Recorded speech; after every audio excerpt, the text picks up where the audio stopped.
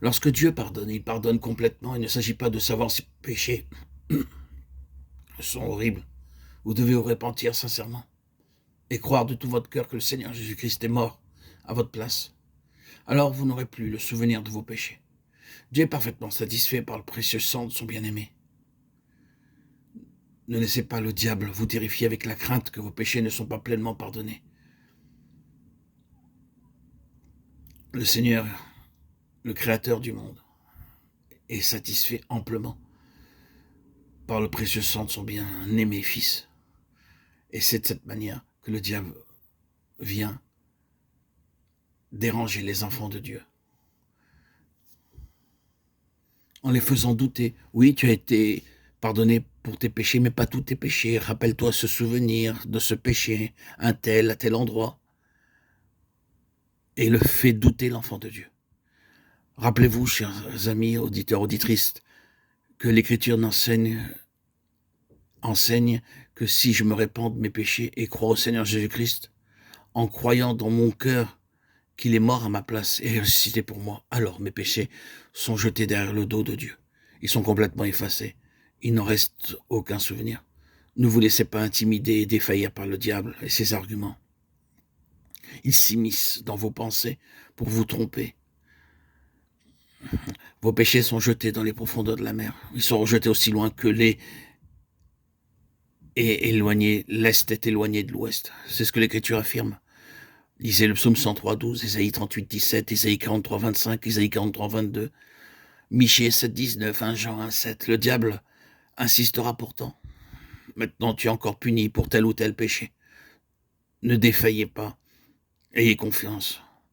Le diable veut votre chute. Ainsi, beaucoup d'enfants de Dieu se sentent découragés, abattus. Mais Dieu a montré depuis le commencement que lorsqu'il pardonne, il pardonne complètement. Le sang précieux est cela le propitiatoire devant Dieu et le bouc d'expiation s'en va dans le désert pour que l'on ne s'en souvienne plus. Souvenez-vous, avant que le sang ne soit aspergé, l'encens était brûlé devant le propitiatoire. Ceci nous ramène à nouveau à la prière des saints de Dieu. Avant que le pécheur ne soit sauvé, il y aura toujours une somme de prières. Je donnerai mes prières au Seigneur. Et il doit y avoir beaucoup de prières pour la conversion de chaque âme, pour notre conversion propre. Dans certains cas, nous obtenons une réponse et le savons, mais dans d'autres cas, nous ne le savons pas. Je suis sûr qu'au ciel, Dieu nous dira, mon enfant, vois-tu ces gens-là, ils sont sauvés à cause de tes prières. Vous pourrez répondre, oh Dieu, je ne sais même pas qui ils sont. Mais il vous répondra, souviens-toi comment tu priais, où tu priais, pourquoi tu priais. Dieu a une bonne mémoire. Il n'est pas comme nous qui oublions si facilement. Même si vous avez beaucoup aimé un plat la semaine dernière, lorsque vous êtes questionné, qu'avez-vous mangé dimanche dernier, vous dites, laissez-moi réfléchir, j'ai oublié. Vous ne vous souvenez pas de ce que vous avez eu il y a 4 jours, à peine. Voilà la mémoire humaine, pauvre mémoire humaine. Mais Dieu n'oublie rien. Quand nous le prions, il se souvient de chaque prière. Quand vous priez, votre prière monte comme un encens dans son sanctuaire. Et à travers vos prières, Dieu peut faire beaucoup. Élie était un homme sujet aux mêmes passions que nous.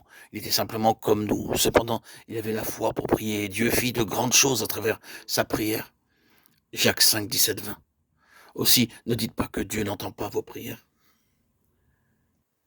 Qui que vous soyez racheté par le sang du Seigneur Jésus-Christ, vous êtes un prêtre de Dieu. Et vous pouvez prier n'importe quand, pour n'importe qui. Tous ne peuvent pas prêcher, mais tous peuvent prier. Seigneur, enseigne-moi à prier n'importe quand, n'importe où.